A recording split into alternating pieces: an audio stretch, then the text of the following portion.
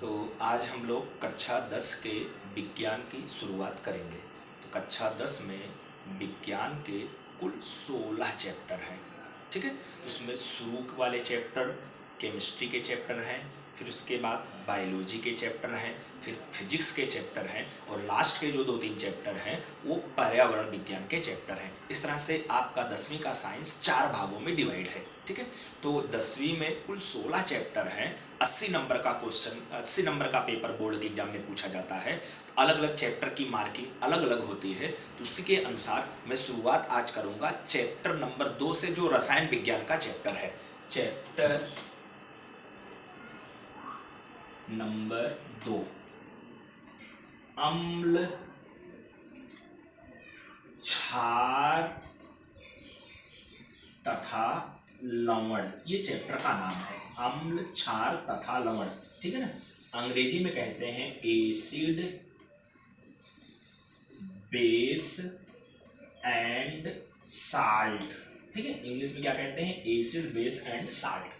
अम्ल, क्षार और लवण, इस चैप्टर के बारे में हम लोग अध्ययन करेंगे। चलो, इस चैप्टर के अध्ययन करने से पहले आप लोगों को अगर याद हो, कक्षा 9 में विज्ञान का तीसरा या चौथा चैप्टर में से जब कोई आपको बताया था, तो उसमें जो धन आयन थे, ऋण आयन थे, किसके ऊपर कितना प्लस होता है, कितना माइनस होता है, और बहुत सारे लगभग 100 के आसपास आप लोगों को सूत्र बनाना सिखाया था। और सूत्र बनाना सिखाया था, उनका नाम लिखना सिखाया था। उसी चीजों की चर्चा मैं यहाँ पर करने चल रहा हूँ। तो यहाँ पर आप लोग ध्यान देना, पहले कुछ टॉपिक्स हैं, इनकी चर्चा करना जरूरी है, फिर उसके बाद क्वेश्चन की चर्चा अपने करेंगे। तो सबसे पहले अगर इस सवाल में कहीं पर धातु की चर्चा हो, तो धातु में आप लोग निम्नलिखित धातुओं को याद रखना।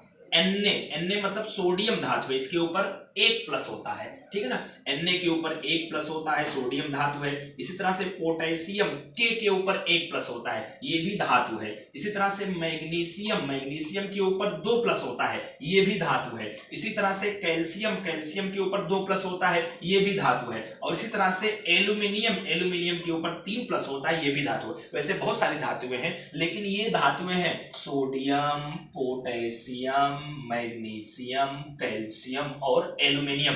किसके ऊपर कितना प्लस होता है, कितना माइनस होता है, ध्यान रखना। धातुओं के ऊपर प्लस होता है। Na के ऊपर +1 होता है, पोटेशियम के ऊपर +1 होता है, मैग्नीशियम के ऊपर +2 होता है, कैल्शियम के ऊपर +2 होता है, और एल्यूमिनियम के ऊपर कितना होता है? +3 होता है। ये कैसे होता है? 9वीं में आप लोगों को बताया गया था। जब भी धातु की चर्चा करेंगे तो इतनी धातुएं आप लोग दिमाग में याद रखना। फिर उसके बाद हम लोग अध्ययन करेंगे ऑक्सीजन आयन।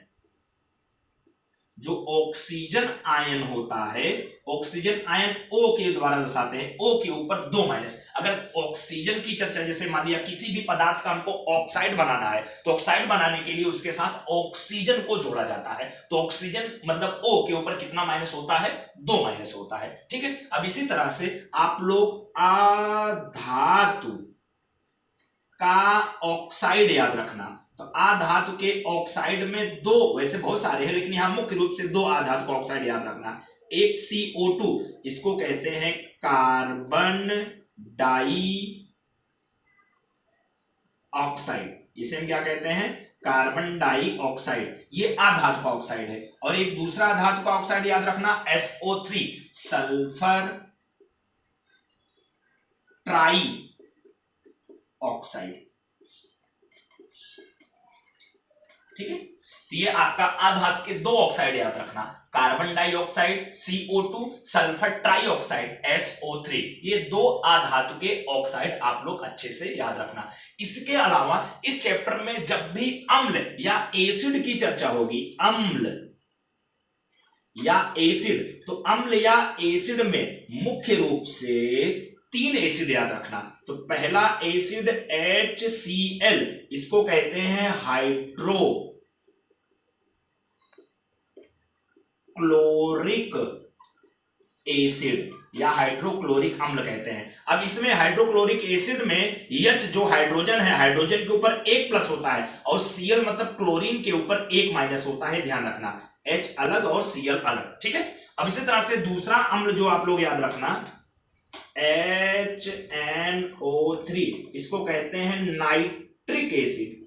क्या कहते हैं? Nitric acid. अब इस नाइट्रिक एसिड में कौन प्लस है कौन माइनस, तो मुख्य रूप से एसिड में माइनस वाला याद रखना। इसमें माइनस वाला क्या है, NO3 नाइट्रेट आयन है। इसके ऊपर कितना माइनस होता है, एक माइनस होता है। विशेष तौर पे इसको ध्यान रखना। ये कौन सा आयन है, नाइट्रेट आयन है, 9th में पढ़े थे।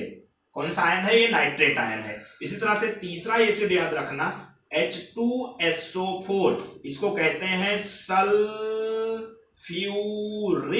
एसिड। क्या कहते हैं इसको, हम सल्फ्यूरिक एसिड कहते हैं या सल्फ्यूरिक अम्ल कहते हैं। अब इसमें माइनस वाला जो है SO4 है, इसके ऊपर 2 माइनस होता है। अब 2 माइनस होता है और इसको हम क्या कहते हैं, सल्फेट आयन कहते हैं। कौन सा आयन कहते हैं, सल्फेट आयन कहते हैं। तो ये 3 आप लोग प्रबल एसिड, ये एसिड तो ऐसे बहुत सारे होते हैं, लेकिन मुख्य रूप से एसिड में 3 एसिड याद रखना, और ये तीनों प्रबल एसिड है। जिसमें से जो H2SO4 है, सल्फ्यूरिक एसिड है, इसको हम कहते हैं किंग ऑफ एसिड, मतलब सभी रसायनों का राजा भी इसे कहा जाता है। ये बहुत महत्वपूर्ण रसायन है, प्रयोगशाला में मुख्य रूप से आपको देखने को मिलेगा। तो ये 3 एसिड आप मुख्य रूप से याद रखना। इसके अलावा आप लोग बेस या क्षार आप कह सकते हैं। तो क्षार में 2 क्षार याद रखना, एक NaOH, सोडियम हाइड्रोक्साइड। क्या है, सोडियम हाइड्रोक्साइड, ठीक है। अब इसमें जो सोडियम धातु है, Na के ऊपर 1 प्लस होता है, और OH क्या है, हाइड्रोक्साइड आयन है, इसके ऊपर 1 माइनस होता है। इसको हम क्या कहते हैं, हाइड्रोक्साइड आयन। इसको हम क्या कहते हैं, हाइड्रोक्साइड आयन कहते हैं, ध्यान रखना। और दूसरा बेस आप लोग याद रखना, KOH। KOH का मतलब पोटेशियम हाइड्रोक्साइड।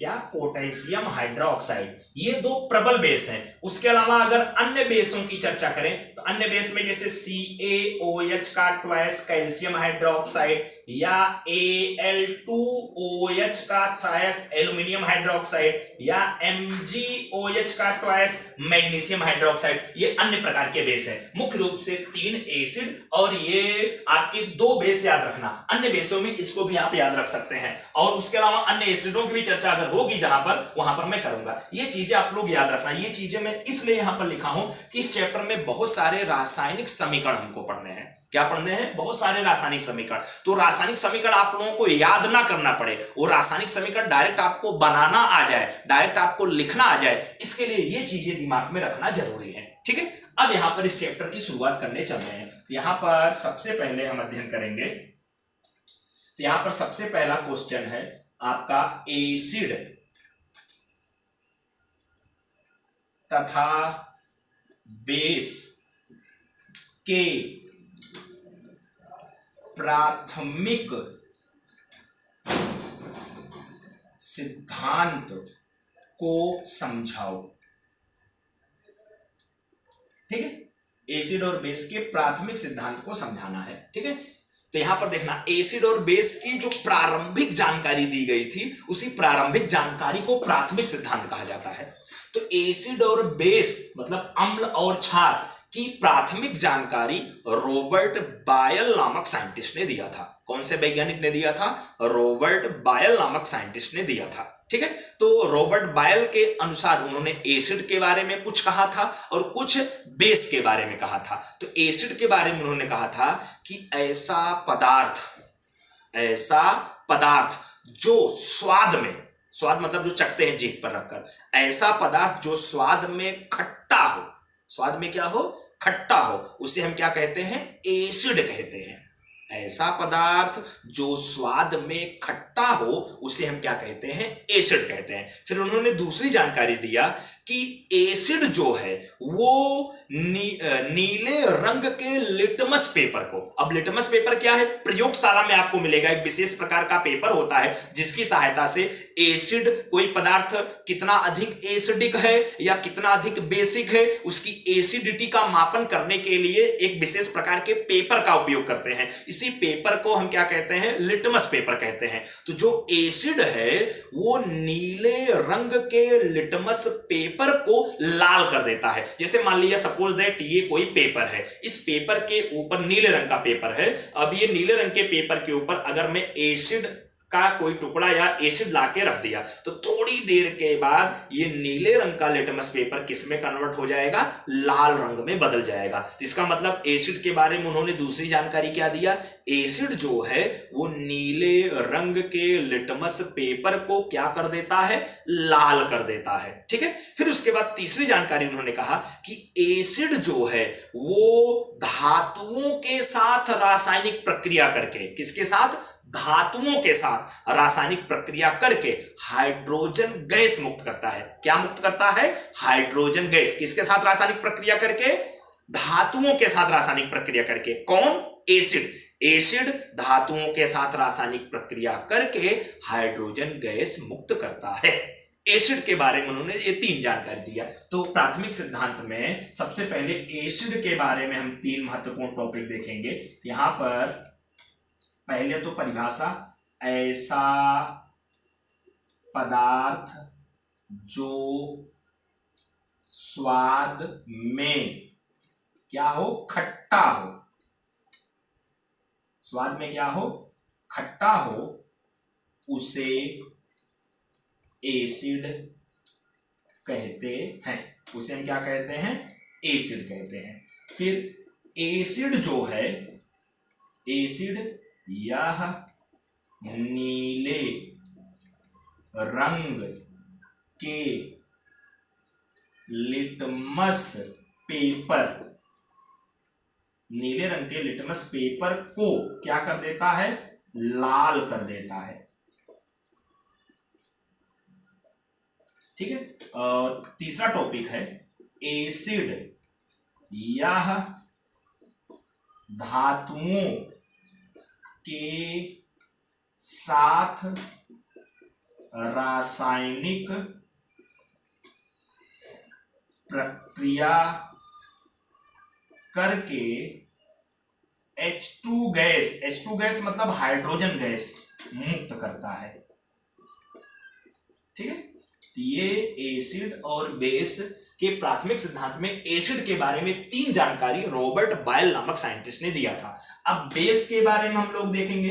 देखना, बेस के बारे में उन्होंने क्या कहा कि, अब देखना पहले बेस की परिभाषा उन्होंने क्या कहा, ऐसा पदार्थ जो स्वाद में, ऐसा पदार्थ जो स्वाद में कड़वा हो, कसैला हो, उसे हम क्या कहते हैं, बेस कहते हैं। जैसे आप लोग नीम की दातून करते हैं, वो कड़वी लगती है, वो बेस है। करेला आप लोग खाते हैं, वो कड़वा लगता है, वो बेस है। जैसे आप लोग नींबू खाते हैं, वो खट्टा लगता है स्वाद में, तो उसके अंदर एसिड पाया जाता है। इमली खाते हैं, वो खट्टा लगता है खाने में, तो आपका एसिड है। लेकिन जो पदार्थ खाने में, स्वाद में कड़वा लगे, उसे हम क्या कहते हैं, बेस कहते हैं। और जो बेस है वो एसिड की तरह उल्टा काम करता है। जैसे एसिड नीले रंग के लिटमस पेपर को लाल कर देता है, तो जो बेस है वो लाल रंग के लिटमस पेपर को क्या कर देता है, नीला कर देता है। और तीसरा टॉपिक जो है, जैसे एसिड धातुओं के साथ रासायनिक प्रक्रिया करके हाइड्रोजन गैस मुक्त करता है, लेकिन जो बेस है यह धातुओं के साथ रासायनिक प्रक्रिया नहीं करता है। ये 3 टॉपिक उन्होंने जानकारी दिया था। तो एक बार फिर से देखना, बेस की परिभाषा, ऐसा पदार्थ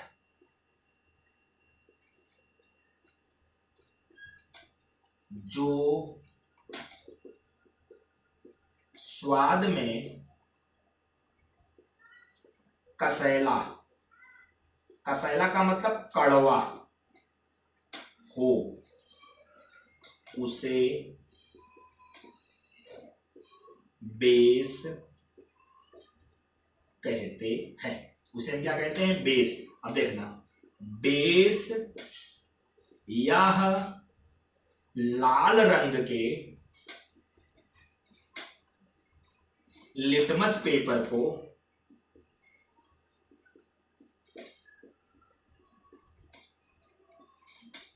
नीला कर देता है।